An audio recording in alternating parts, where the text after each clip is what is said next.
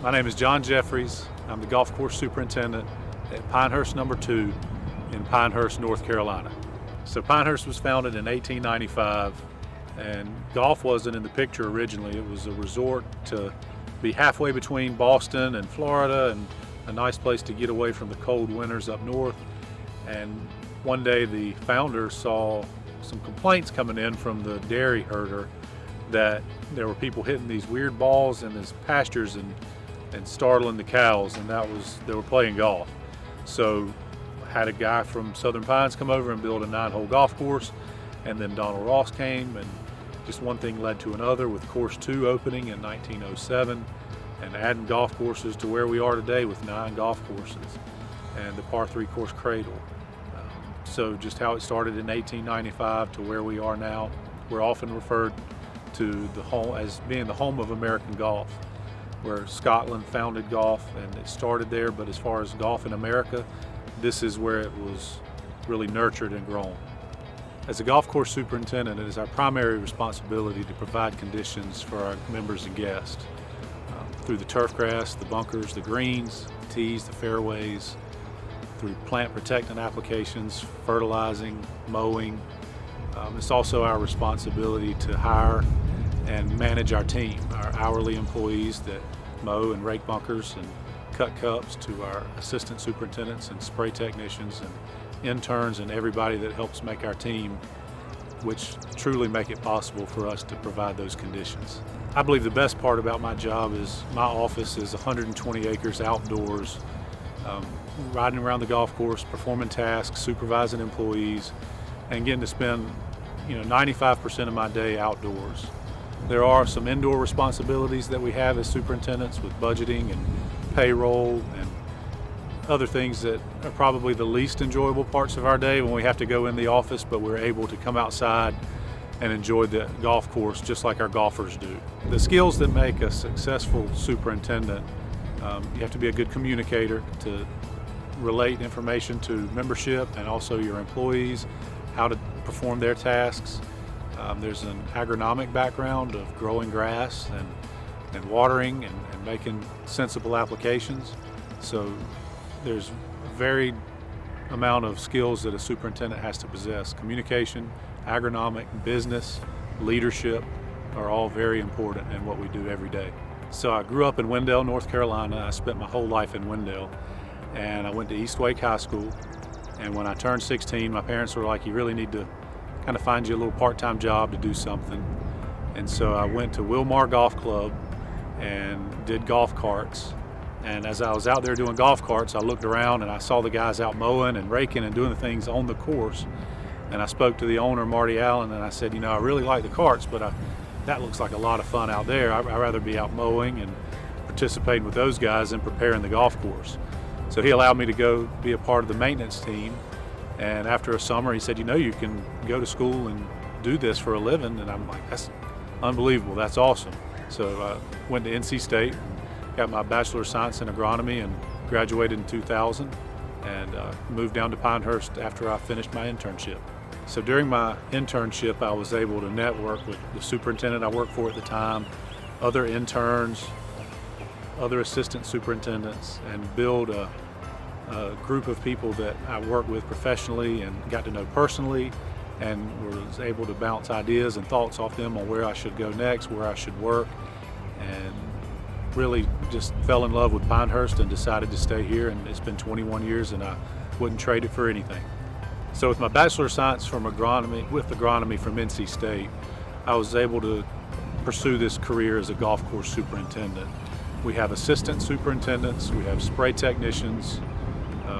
There's also other avenues with that degree where we could go into sales in equipment or chemical sales or fertilizer sales, or be a vendor or distributor of those products. So there's a variety of things you can do with that degree and pursue a career with an agronomy background.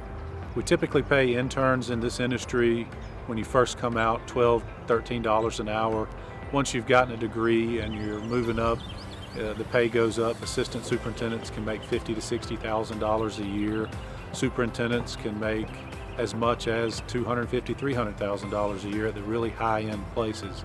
I think the average now in the in the country is probably around $85,000 to $90,000 for a golf course superintendent, and that information is all in the GCSAA reports that they do, and that's the Golf Course Superintendents Association of America.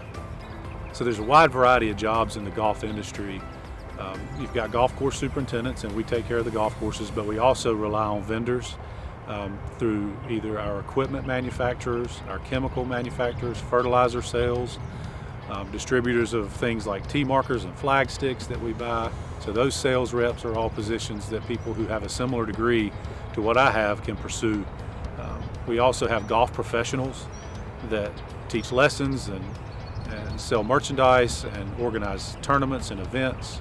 So the golf industry in North Carolina is huge, and it can be really broken down into if you want to work on the golf course in maintenance or in the golf shop in a golf professional capacity. But there's a lot of opportunities in golf, especially in North Carolina. Right now on our team, specifically on course number 2, we have 22 employees. It's a mix of part-time and full-time employees.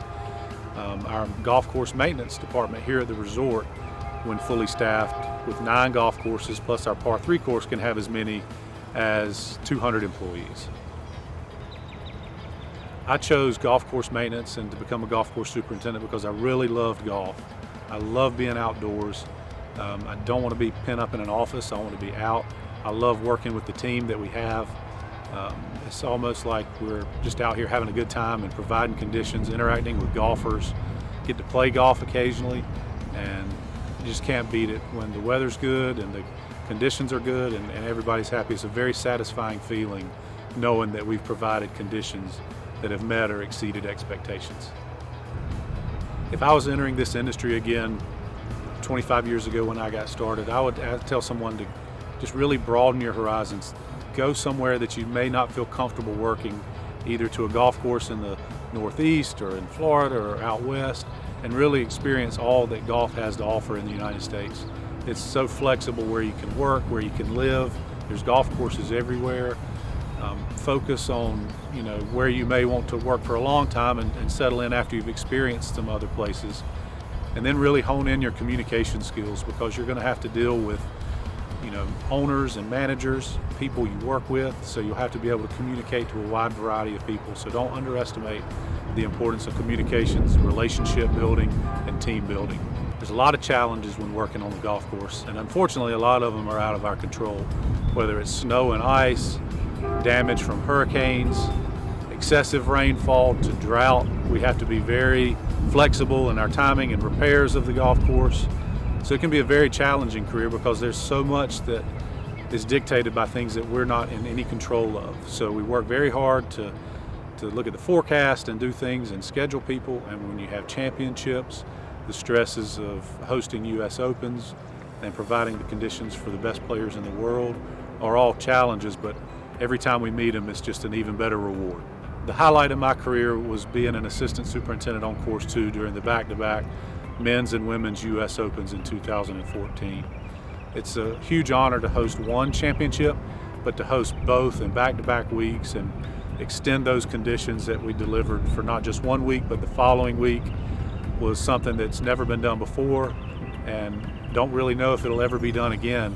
But it was a tremendous thing to be a part of that team with the people we were working with and the friendships we've made since then. And it takes 100 people to pull that off, and everybody worked together, and it was the most rewarding part of my career to this point. In golf course maintenance, we have a lot of different vendors and distributors, whether it be equipment or chemicals or fertilizers, and BASF is one of our main providers of chemicals that we use on the golf course. They know what conditions we have to provide on the course, and they are working hard to make products that make our jobs easier, and we know that they're working hard to provide those things, and they understand what we have to do out here on the golf course. And it's a great team atmosphere that we have with BASF.